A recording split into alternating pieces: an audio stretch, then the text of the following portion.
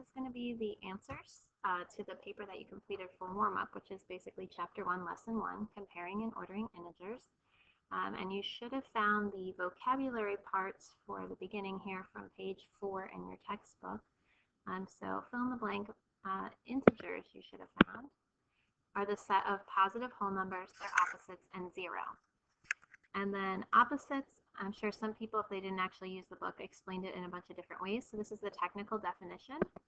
Opposites are two numbers that have the same distance from 0 on a number line. You could also add in there, but in opposite directions. So one will be positive, one will be negative. One will be to the left of 0, one will be to the right of 0. So if you look at example 1, after having read the examples in the book, the opposite of -8 would be +8. The opposite of 13 is -13 because it's also 13 away from 0. And the opposite of -22 is 22. Example 2, if you're adding 8 plus -8, you're moving to the right 8 and then back to the left 8. So you're going to get back to 0 here. Those are additive inverses. Letter B, 3 plus 3 is just regular. 3 plus 3 is +6. You're moving to the right and then further to the right. And then letter C, -5 plus 5, since you go to the left 5 and then back to the right 5, you end up at 0. So again, adding opposites, which is called additive inverses, your sum is going to be 0. For example 3, read the example and plot the integers on the number line and compare using less than, greater than, or equal to. So you should have found that -8 was here. I know your number line's a little bit hard to read, but I think you can manage. And then -2 was here. -8 is further to the left, and I like to say left is less if you want to write that in.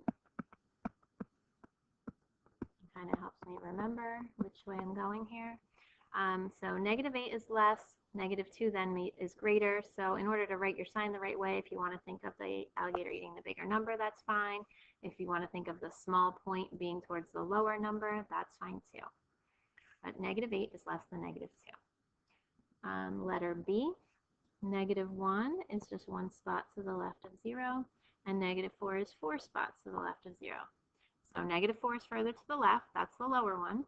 So that means -1 is the higher number, it's further to the right. So -1 is greater than -4.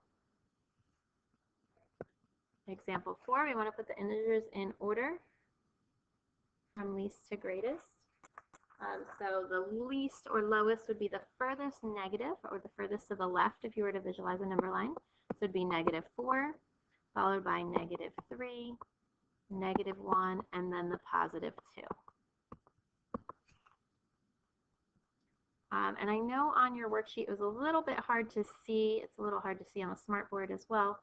But Reno, Nevada, for letter B, should say -1, which makes it a little bit tricky there. So your answer here, I'm going to kind of abbreviate. It's from coldest to warmest. You should have Chicago first, then Cleveland, then Reno because it is -1, then Providence, then Columbia,